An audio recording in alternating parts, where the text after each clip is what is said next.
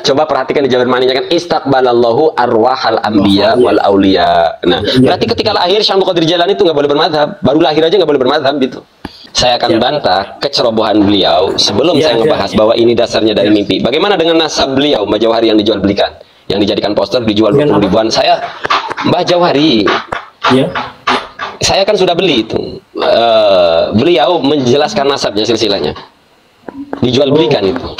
Di situ terjadi kecacatan itu. Catatan nasab beliau. Sekarang begini. Ini 1400 tahun lebih peristiwa ini. 1400 tahun lebih. Bagaimana beliau bisa mempertanggungjawabkan ini? Silsilah beliau sendiri yang kurun jedanya 500 tahun amburadul. Beliau membicarakan dirinya sendiri, yaitu tentang silsilahnya nasab. Bahwa beliau keturunan Kanjeng Sinuwun Maulana Hasanuddin Banten. Kok bisa beliau keturunan ke-9? Syekh Nawawi itu keturunan ke-11 itu. Iya. Tuh. Dan ada nama yang tidak diakui di Banten. Mbah Jauhari itu mengklaim nasabnya dari Sultan Abdul Mafakhir. Abu Ma'ali Zakaria itu tidak ada namanya. Kok bisa catatannya di sini nggak ada? Assalamualaikum warahmatullahi wabarakatuh. Waalaikumsalam.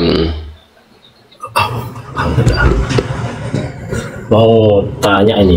Jadi masih ingat saya toh? Enggak. Oh enggak, siap. Ya, ada apa Kak? Ini. Itu kalau yang saat ini itu kan yang terjadi itu masalah. Jadi kan ini kan membahas tentang Mi'raj yang dilakukan sama salah satu fakih Muqaddam itu ya. Itu enggak, saya enggak ngebahas itu. Oh, siap. Kalau enggak ya udah. Kalau enggak enggak usah saya pertanyakan lagi karena sebab kan nanti blunder masalahnya nanti. Yang ngebahas fakih Muqaddam siapa? Ya ini maksudnya kan ini lagi cerita tentang Mi'raj 70 kali itu kan. Iya. Siapa? Enggak ada. Iya, siap. Materi sepele itu buat saya itu Mi'raj 70 kali itu. Ngapain dibahas? Tuh yang saya bahas Mi'rajnya Nabi bertemu Syekh Abdul Qadir Jailani. Tentang Jawahirul Ma'ani itu. Gini. Itu gimana? Saya tidak pernah ngebahas Mi'raj 70 kali karena bagi saya itu materi receh. Baik yang mempercayai, yang menolak, menurut saya itu sama-sama receh. Artinya selesai dengan mau percaya silakan, percaya boleh, tidak percaya boleh. Percaya dalam artian Mi'raj secara rohani ya monggo. Jadi ngapain apa dibahas? Nggak percaya juga boleh. Selesai. Nah, receh di situ bukan merecehkan fakih Muqaddam atau ulama yang membahas. Ngeributin itu tuh yang nilainya receh bagi saya. Siap. Berarti ini ya untuk manaqib Jawahirul Ma'ani itu kesalahannya di mana Bang? Ini maaf ya, karena saya itu kan dulu pengamal Jawahirul Ma'ani. Mau tanya dulu. Ya. Lah itu kan diterangkan di dalam Jawahirul Ma'ani itu. Lama urija bi habibillah sallallahu alaihi wasallam lailatal mi'raj istaqbalallahu arwahal anbiya'i wal auliya'i min maqamatim li ajli ziyarati. Kan bagian itu. Ketika Syekh Abdul Qadir Jailani Nabi mau naik itu menginjak pundak Syekh Abdul Qadir Jailani. Terus Nabi bertanya kepada Allah ta'ala anni, kemudian fa'alhamahu hadza waladuka min naslil Hasan ibn Ali wasmuhu Abdul Qadir laula anni khatamtun. Artinya ada kalimat yang disandarkan, ada kalam yang disandarkan kepada Allah. Versi Jawahirul Ma'ani. Terus ada kalam Rasul. Mang, sampean santri gaya berpikirnya gampang mengarahkan santri mah. Nah, Nabi waktu Isra, Mi'raj itu dengan roh apa dengan jasad? Jasad. Dengan jasad ya. Nah, berarti ucapan Nabi kan menjadi hadis. Iya, benar. Nah, itu kan kalau lah ya kan selesai. Kan selesai. Ya. Nah, kecuali misalnya dengan roh itu ucapan Nabi dalam kondisi roh, maka kita tidak perlu menyeleksi dengan ilmu mustalah hadis. Iya, benar. Lah kok kan sesederhana itu sebenarnya kalau ngomong sama santri itu enak. Dengan jasad, berarti sampean dan saya kan sama akidahnya ketika Isra dengan jasad. Maka kalam Rasul boleh kan kita seleksi dengan hadis itu, dengan ilmu mustalah hadis. Nah, kok kemudian kenapa Nabi ketika turun kok nggak ngomong tentang pertemuan itu? Sementara kan urgen di dalam Jawahirul Ma'ani kan kata Nabi begini di situ. Versi Jawahirul Ma'ani. Ya bunayya. Ya bunayya. Ra'ai wajadta ni'mati summatu ya bunayatu baliman ra'aka aw ra'a man ra'aka ila sabati wa ashrin wa ja'altuka nih. Coba, Mang, perhatikan. Sampai dari mana? Gimana? Sampai dari mana? Saya dari Jawa Tengah, Rembang. Oh, Jawa Tengah. Boleh saya panggil Mas. Gini, Mas. Di situ kan ada kata-kata wa ja'altuka waziri fid dunya. Oke, pertanyaan saya, Syekh Abdul Qadir Jailani itu bermadhab tidak? Baik secara akidah, fikih, bermadhab tidak? Setahu sampean. Yang bermadzhab mungkin. Bermadhab. Setahu sampean madhabnya apa? Madhabnya apa? Syekh Qadir Jilani. Saya bahasanya masih mungkin karena kurang paham ya tentang itu. Mungkin Ya. bisa kalau panjenengan gimana? Beliau bermadhab Imam Hambali. Ada sebagian yang berpendapat Abu Hanifah, tapi sama-sama bermadhab. Urgennya Syekh Qadir bermadhab. Sekarang renungkan di balik kata-kata Nabi itu tadi yang diklaim Jawahirul Ma'ani, kata-kata Nabi, waja'al tuka waziri. Aku menjadikanmu wazir patihku. Masa wazirnya Nabi bermadhab? Mestinya wazir Nabi itu pangkatnya di atas Imam Syafi'i. Maka tidak boleh bermadhab mestinya. Iya benar. Wah, artinya apa? Statement yang disampaikan versi Jawahirul Ma'ani itu dengan wakilnya tidak sesuai. Nah, wazir Nabi nggak boleh bermadhab loh. Iya benar. Wazir Nabi itu pangkatnya di atas. Iya. Secara logika Islam ya, secara logika Islam, bukan logikanya gembul. Logikanya gembul tuh orang gendeng kan itu. Kalau gembul kan logika gendeng namanya ya. Logika Islam, logika keilmuan Islam. Bagaimana bisa wazir Nabi patih kok bisa bermadhab? Nah, ini kan dilema. Nah, kalau seurgen itu bahwa Syekh Abdul Qadir Jilani waja'altuka wazir patih. Lah bagaimana bisa Nabi Muhammad mengangkat patih orang yang masih roh? Bermadzhab. Apa mungkin gini Bang ya? Mungkin ini kemungkinan sebelum diangkat jadi nazir itu tadi, artinya patih di situ. Apa seperti itu? Sebelumnya beliau itu bermadzhab itu. Apa gitu? Gimana? Sebelumnya bermadhab? Ya, gini, sebelum dia dijadikan patih itu sudah sebelumnya bermadzhab apa gitu? Apa gimana? Ini kan posisinya masih roh. Masih roh. Pertemuan ini kan coba perhatikan di Jawahirul Ma'ani kan istaqbalallahu arwahal anbiya wal auliya. Nah, berarti ketika lahir Syekh Abdul Qadir Jilani itu nggak boleh bermadhab. Baru lahir aja nggak boleh bermadhab gitu. Oh iya ya. Belum lahir ya itu dia.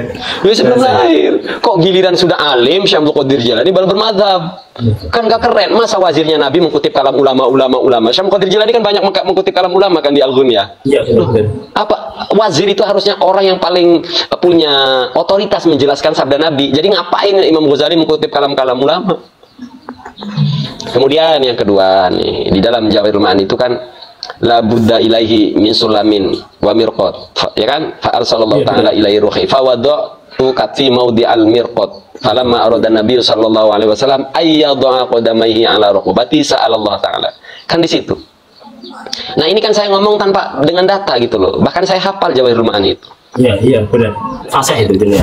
Lah ya saya punya kitabnya tapi saya nggak perlu ngeteks ini, nggak perlu, mohon maaf mas saya nggak perlu, ini uang ada di kepala saya gitu, ngapain saya harus buka-buka lagi. Nah kan kita analisanya begini, Mang, kita ngobrol pakai keilmuan. Benda di surga itu bendanya fisik apa tidak fisikly, apa latif apa kasif? Benda di surga nih ya, latif apa kasif? Benda fisikly begini. Iya. Menurut sampean apa? Makhluk di surga itu benda-benda di surga fisik bukan? Ya fisik harusnya. Fisik. Ke sana itu. Enggak harus ada buktinya kok. Kita punya bayina, yaitu Hajar Aswad. Itu dari surga. Iya siap. Iya siap. Masih kurang puas, saya bawakan satu argumen lagi. Buruk. Nah, berkaitan dengan Mi'raj ini, Nabi Muhammad ke langit pakai buruk. Nabinya fisik, buruknya fisik, bisa ngangkut. Logik toh? Logik. Nah, sekarang ketika Nabi mau mirqat itu loh, naik itu loh. Kenapa Nabi wada'a qadamaihi ala raqabati? Emang roh itu berbentuk begini tak? Sehingga ada raqabah. Ada tangan. Nabi mau naik kok nginjak pundak Syekh Abdul Qadir Jilani. Lah emang fisik tak? Kan katanya itu masih roh. Bukankah roh itu jismun kasif, jismun latif? Bagaimana bisa diterima dengan sebuah disiplin keilmuan Nabi yang jasad menginjakkan kaki di pundak Syekh Abdul Qadir Jilani masih roh? Uang ke langitnya aja Nabi Muhammad itu pakai buruk. Berarti gini ya, Bang. Berarti bukan hanya Jawahirul Ma'ani kalau bahasanya seperti itu ya, kesalahan itu. Burhani juga menyebutkan seperti itu kan. Makanya tadi saya bilang, saya kalau tidak meneliti kitabnya kan nggak berani komentar. Yang jelas bahwa poinnya adalah kisah pertemuan Syekh Abdul Qadir Jilani. Kemana pun saya tolak kalau ada cerita itu gitu loh. Siap. Ya aneh, yang paling aneh itu ada kalam yang dinisbatkan kepada Allah. Hadza waladuka min naslil Hasan ibni Ali wasmuhu Abdul Qadir laula anni khatamtun nubuwata bika lakana huwa ahlan laha ba'du. Itu ada ucapan yang disandarkan kepada Allah, bahwa itu ucapan Allah. Artinya urgent bener posisi Syekh Abdul Qadir Jailani waktu itu. Lah bisa-bisa ketika Nabi turun, Nabi nggak ngomong ke siapapun, ke sahabat. Itu kan aneh. Tiba-tiba hampir 500 tahun kemudian Syekh Abdul Qadir Jailani lahir, dan muncul Tafrokhil Khotir itu kalau baru-baru 200 tahunan itu. Tiba-tiba muncul setelah 1000 tahun kemudian muncul cerita.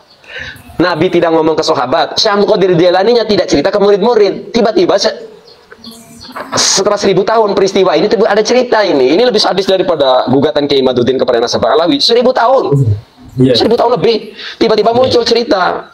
Widih. Itu masalah nasab aja diragukan, apalagi ini ya. Nah, apalagi ini ada Allah di sini. Allah di bawah-bawah di sini. Iya. Tapi itu bahasanya itu kalau hanya mengandalkan husnudzon ya monggo kan gitu ya, berarti ya. Intinya jenengan mempersilahkan gitu loh. Kalau husnudzon justru ini ada wilayah yang dilanggar ini masalahnya. Berbeda dengan masalah nasab ya. Percaya dengan tidak percaya nggak ada konsekuensi. Percaya boleh, tidak percaya boleh. Ada di sini ada konsekuensinya. Ya tadi konsekuensinya di sini bahwa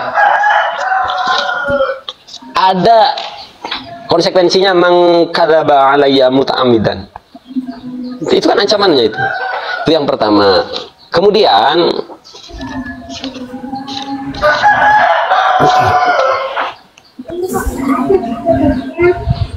ada ucapan Allah di sini. Ada ucapan yang disandarkan kepada Allah. Ucapan yang disandarkan kepada Nabi. Gitu loh. Ya. Permasalahannya di situ. Tapi ya masalah kalau di Jawa itu, masyarakat Jawa itu kan itu dibuat untuk suatu hajat kan gitu ya. Kalau di Jawa ini, nah, sehingga mereka sudah seakan-akan sudah melekat, terus dibuat ini kebiasaan tradisi mereka gitu. Nah, iya, nggak di Jawa, nggak di Banten, nggak di Jawa, nggak di Banten. Kan gini ya, untuk panjenengan itu kan gini, manakib tersebut itu kan ada kesalahan secara itu tadi.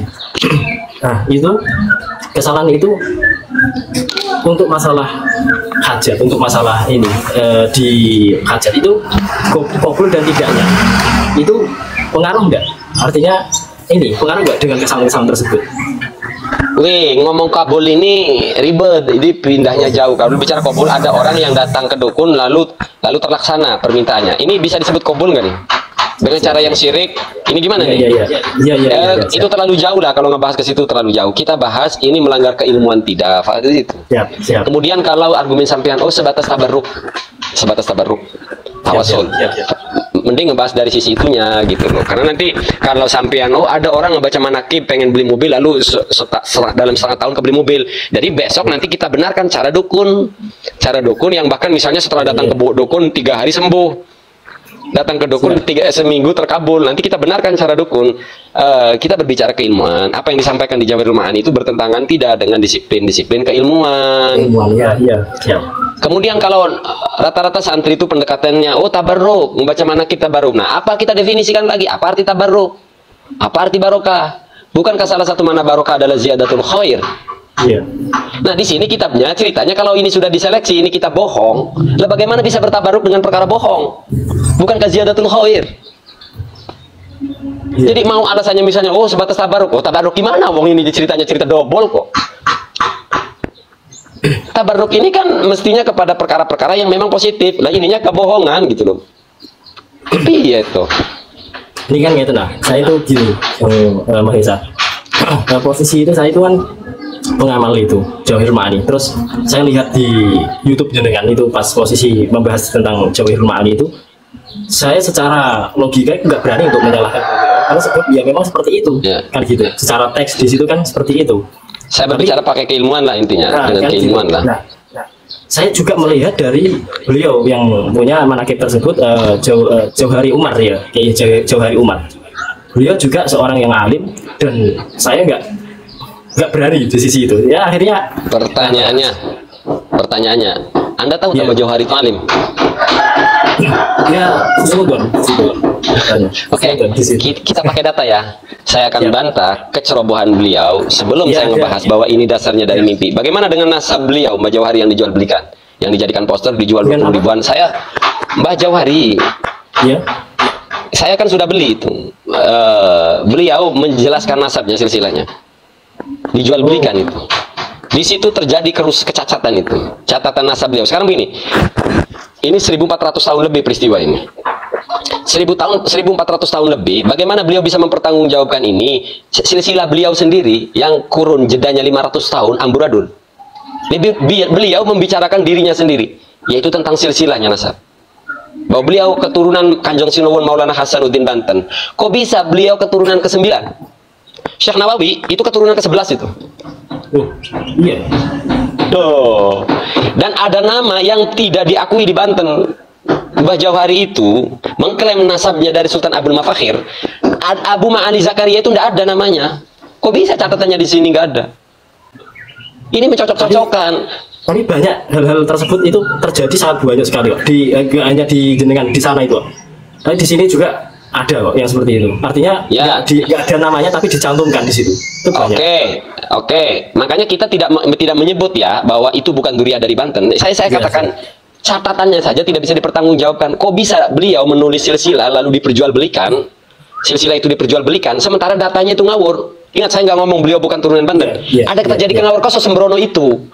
Catat silsilah saja yang mudah dilacak, yang bisa ditabayuni, bisa ditahkiki, kok nggak dilakukan? Lalu bagaimana kalau menceritakan tentang Isra? Beliau menceritakan nasab dirinya sendiri tanpa ada proses tahkik.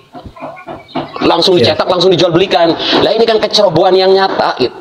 Masa pakai logika waras saja? Masa iya Mbah Jauhari duriah dari Banten ke-9, Syekh Nawawi ke-11?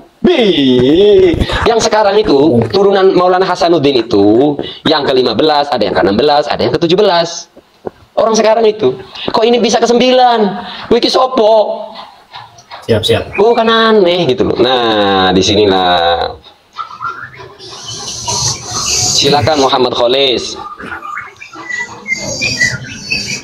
Mau Kiai Keragilan, mau Kiai Serang, mau Kiai mana aja boleh. Justru saya lebih suka berdiskusi dengan boleh. Kalau mau silakan naik aja. Tapi ya inilah, saya belum secara itu belum bisa ini. Jadi saya itu masih mengakui keilmuannya jenengan di situ. Tapi juga Muhammad belum berani. Iya, boleh. Berani.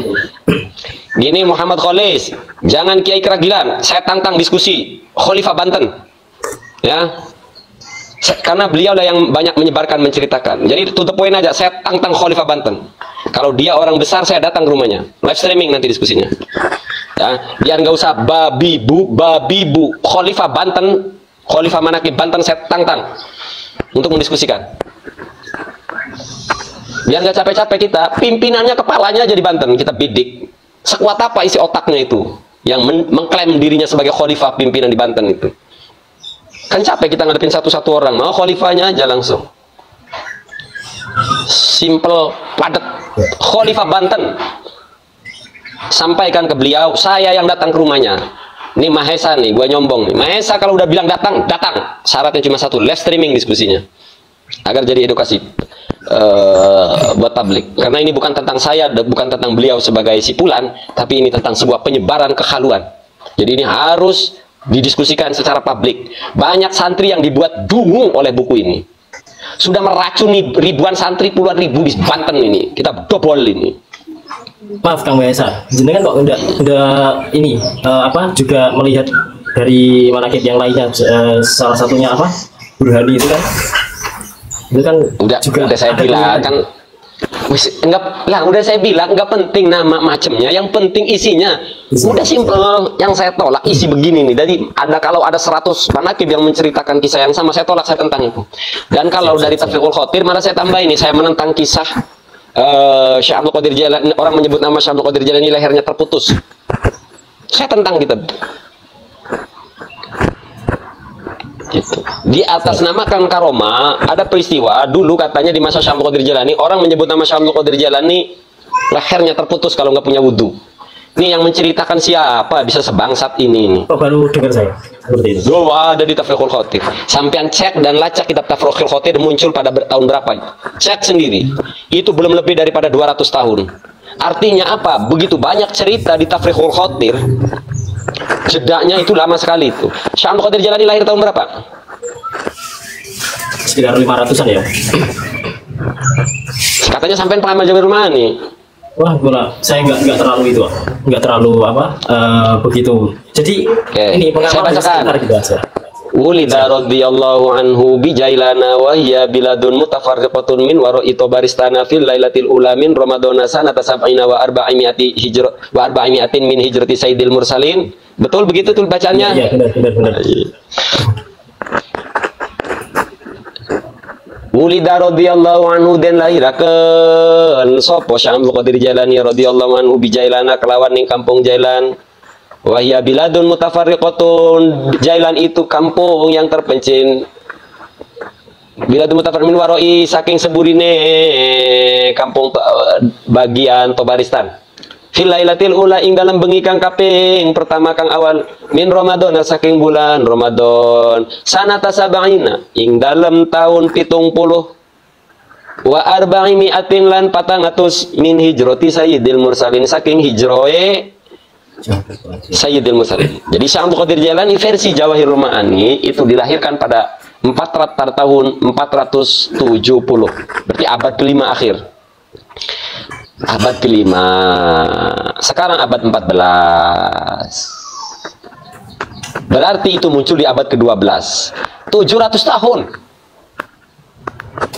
Tiba-tiba muncul cerita-cerita aneh.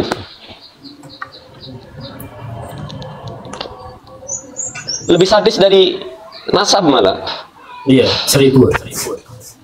Bahkan kalau ngitungnya Isra 1400. Ya, kalau harusnya logikanya gini ya.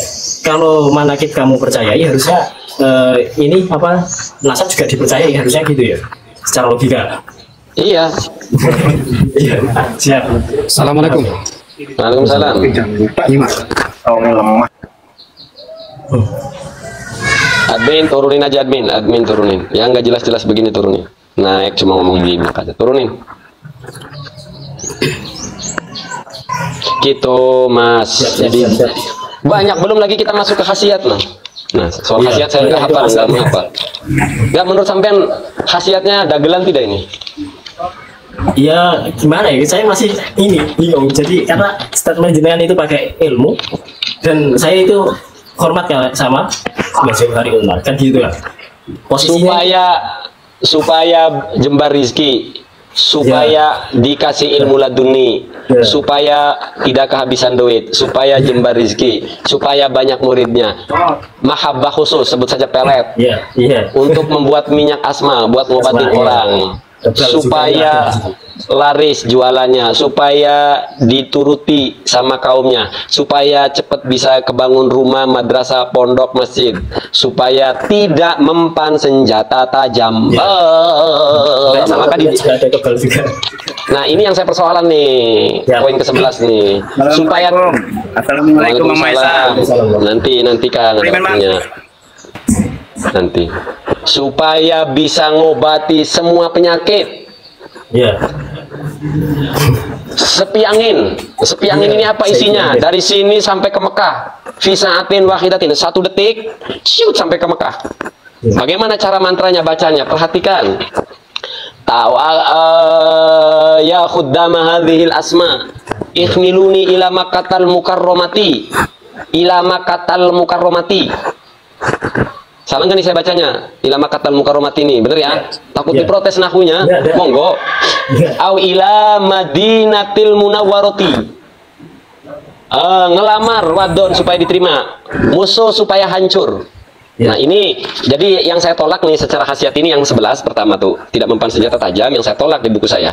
Kemudian musuh supaya hancur. Apakah ini ajaran Syekh Abdul Qadir Jailani? Nggak mungkin, secara logika nggak mungkin. Masa wali seperti itu kan tidak. Apakah ini ajaran wali? Musuh supaya hancur? Nggak mungkin. Wali itu justru musuh itu tetap disikapi dengan sikap yang baik. Itu ajaran tasawuf, ajaran wali. Kemudian yang terakhir, dari 21 khasiat yang saya tolak cuma 3. Ya karena pokoknya prinsip itu kan masih bisa diterima. Oke, menjembar rezeki. 3 hal saya tentang itu masalah khasiat gitu. Kenapa bertentangan dengan disiplin keilmuan, tidak sesuai dengan keilmuan. Jangankan dengan keilmuan tasawuf, diukur dengan keilmuan syariat aja, ilmu fikih saja, itu sudah bertentangan itu. Siap. Silakan Kang Arjuna.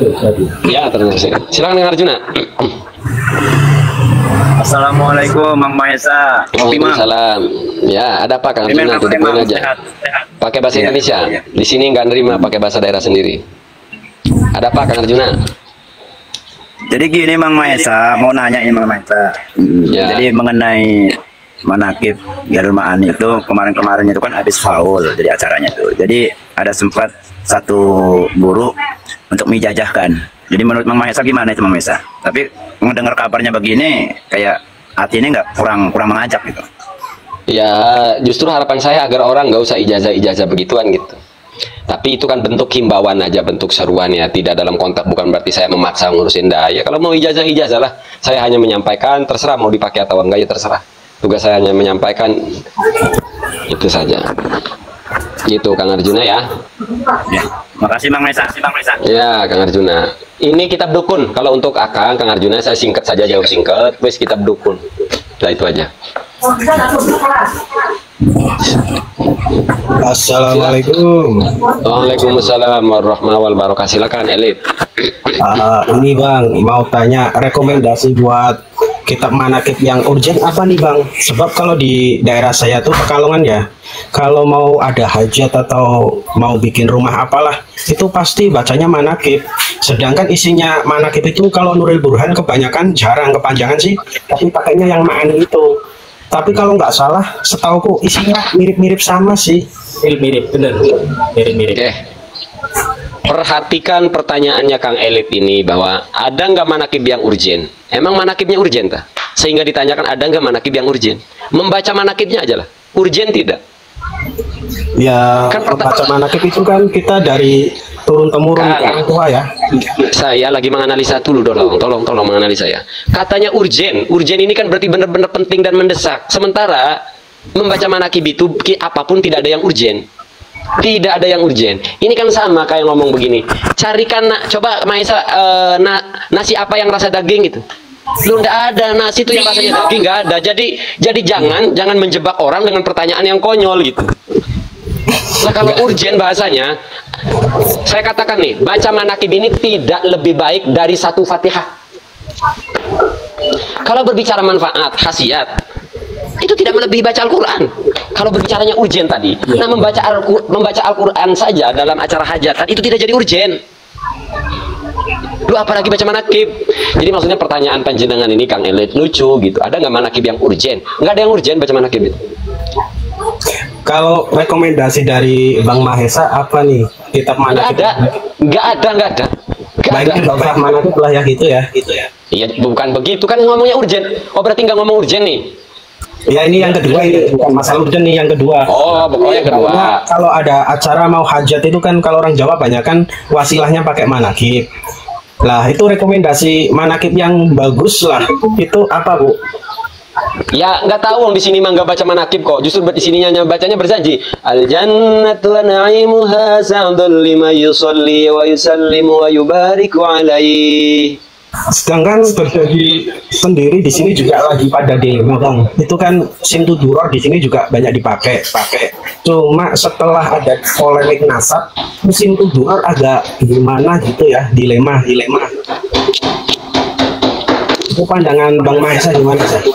Lah, ini pindah lagi. Ini selesai dulu lah, satu-satu udah selesai belum? Kalau yang manakib sih udah selesai. Berarti kalau udah selesai. Itu manakib nggak dipakai lah istilahnya gitu ya. Nah terus Bang Mahesa kan pakainya katanya tadi berjanji ya. Nah kalau di sini kan berjanji itu ada dua. Ada yang satu lagi kan dari Mbak Alawi itu berjanji. Nah setelah terjadinya polemik nasab, di sini juga pada dilema nih. Santri-santri Jawa Tengah tuh banyak yang dilema Bang saat ini Bang. Jadi itu gimana menurut? Ya, paham. Dulu sejak kapan ada simtuduror di Jawa Tengah, dan sebelum ada simtuduror tadinya membaca apa? Aduh, kurang tahu Bang, usiaku baru 30-an. Harusnya udah tahu. Kang Kopinem, menurut sampean apa? Sebelum ada simtuduror tadinya baca apa? Ada tiba, ada perjanjian itu. Oke, jadi sebelum membaca simtuduror, sebelum masyarakat kenal simtuduror, tadinya membaca tiba berjanji. Ya, benar. Sekarang kita kembalikan kepada prinsip NU, prinsip warga Nahdliyin. Al-muhafadzatu 'alal qadimis shalih wal akhdhu bil jadidil aslah. Menjaga tradisi lama yang baik, wal akhdhu mengambil langkah mengamalkan bil jadidil aslah. Kalau dulunya baca berjanji, lalu setelah kenal simtud duror berjanjinya dibuang, saya kira ini tidak muhafadzatu 'alal qadimis shalih wal akhdhu bil jadidil aslah. Artinya apa? Kalau memang sudah biasanya baca berjanji deba, ya wis. Nah, terus kok deba, kemudian muncul simtud duror. Gimana kalau dua-duanya dibaca? Maka mimba bil aula kan, ya kan? Kalau berjanji dibaca, simtud duror dibaca, lebih keren. Ya. Kan gitu loh. Nah, sekarang banyaknya ada debak, ada berjanji nih di tangan saya ini. Di sini aja nggak aneh-aneh ceritanya. Kenapa sih tiba-tiba cerita Syamsul Qadir Jilani kayak Tafriqul Khatir dan ini kok jadi dagelan? Nyeritain Nabi aja, ya begini-begini doang gitu loh. Ini nyeritain Syamsul Qadir Jilani kan, gitu loh. Abtadi'ul imla bismillatil aliyah mustadirra faydal barakati ala ma ana lahu wa awla wa uthanni bihamdin mawariduhu saighatun haniyah mumtati'an minasyukril jamili madaya. Yang sudah biasa baca berjanji, pertahankan berjanji. Manakib rungkat lah ya.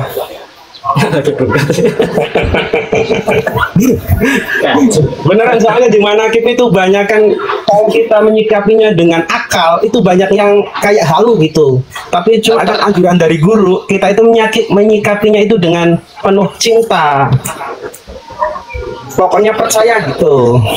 Terus menyikapinya dengan apa kalau bukan dengan akal, bukan dengan ilmu? Menyikapinya dengan apa?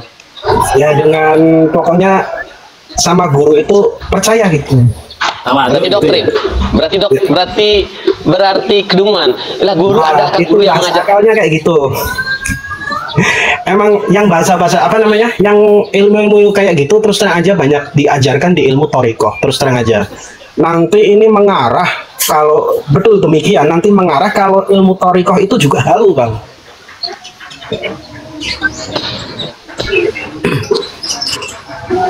Itu namanya alibi dan retorika. Kalau sampean menggunakan argumen seperti itu, saya balesin. Kalau ini dibiarkan berarti nanti ilmu perdukunan dianggap hak, dianggap benar. Yo apa omongan itu, omongan apa kan gitu loh. Dan sekarang itu sudah terjadi, pengamal toriko itu banyak yang halu. Ya, benar. Benar. Setuju itu. Dan saya itu mantan bisa dikatakan mantan thariqah, Bang. Makanya di sini saya tuh sedang dilema aja. Anda bukan mantan toriko, Anda mantan pengikut halur. Ya, kalau toriko tetap berjalan.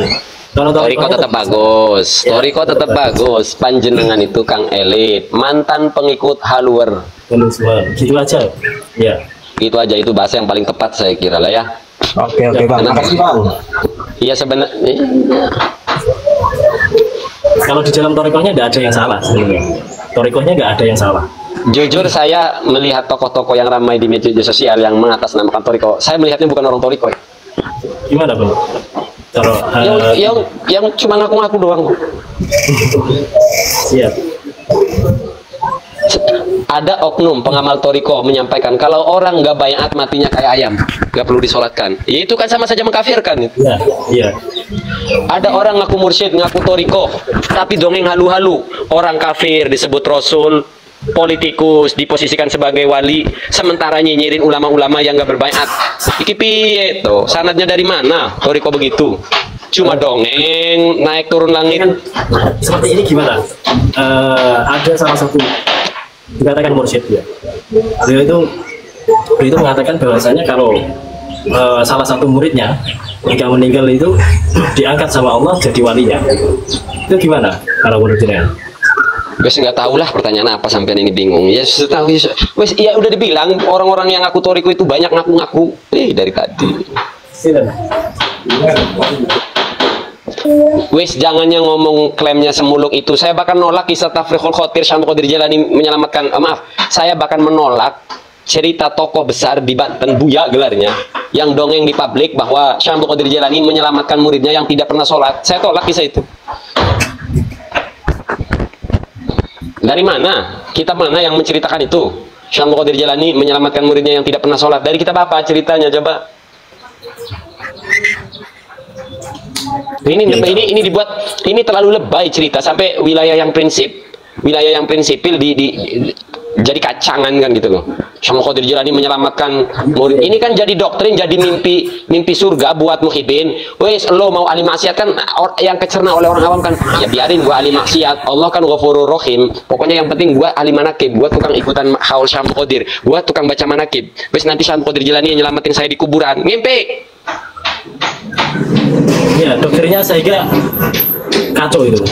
Ya makanya jangan cuma ngebahas doktrin Bang Alawi, doktrin Durya Wali Songo juga banyak ngejelana. Lah ini opo? Ini ngaku-ngaku turunan dari Banten ini.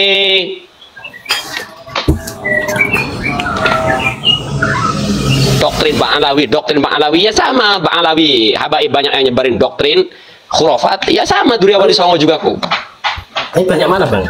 Antara doktrin Wali Songo sama doktrin Bang Alawi itu. Tanyakan mana? Doktrin oknum habaib sama doktrin orang yang ngaku toriko sama bahayanya bagi umat ini, sama dobolnya, sama-sama merusak otak. Mereka ini bukan membawa umat cinta kepada Allah, kepada Rasulullah. Mereka ini hanya membawa kepada diri mereka. Sampai-sampai ada oknum habaib bercerita di Yaman itu ya Mukhdar itu dibuat mainan, bahasanya mainan anak-anak. Buat serusutan dari atap rumah jatuh nggak sakit dari atap rumah kan. Ya wis kalau gitu buktikin aja sih, kalau dibuat mainan berarti bisa dibuktikan artinya gitu loh. Berarti kan bukan terjadi sekali dua kali tapi buat mainan bahasanya. Ribet kali sih Bib. Terus mending buktiin tuh siapa Habib siapa yang dongeng gitu. Lu panggil ya Mukhdar 1000 kali dulu, lu lompat dari lantai 3, patah nggak kakinya itu. Nggak usah banyak manyek-manyeknya. Ya sama ya, ngaku Syekh Abdul Qadir Jalani ceritanya sama begitu. Syekh Abdul Qadir Jalani begini-begini. Dan citra Al-Mukhdar, cerita Fakih Muqaddam, Habib Abu Bakar bin Salim, citra para habaib yang alim ini yang soleh ini dirusak oleh pencintanya sendiri. Sebagaimana Syekh Abdul Qadir Jalani namanya dirusak oleh muhibbinnya Syekh Abdul Qadir Jalani sendiri, oleh orang yang mengaku cinta Syekh Abdul Qadir Jalani. Kan dagelan kabeh namanya itu. Saya tidak mengklaim paling benar bahwa yuk kita arahkan masyarakat ini dengan pemikiran yang menggunakan disiplin keilmuan gitu loh. Jangan dimanfaatkan masyarakat ini. Yang satu ngedoktrin umat atas nama Syekh Abdul Qadir Jalani, atas nama Toriko. Yang satu ngedoktrin, bahkan bukan doktrin, kalau berani saya katakan, mengengker, udah menjangkar bener, mengendalikan umat atas nama Syekh Abdul Qadir Jalani, mengendalikan umat atas nama Fakih Muqaddam.